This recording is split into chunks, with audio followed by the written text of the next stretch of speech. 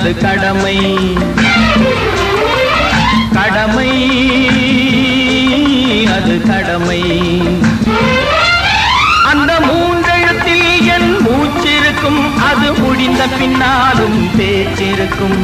உள்ளம் என்றொரு ஊர் இருக்கும் அந்த ஊருக்குள் எனக்கு ஒரு பேர் இருக்கும்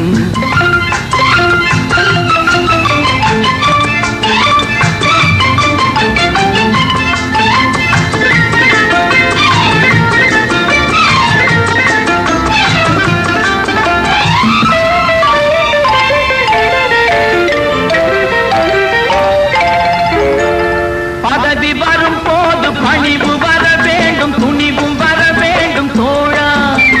பாதை தவறாமல் பண்பு குறையாமல் பழகி வர வேண்டும் தோழா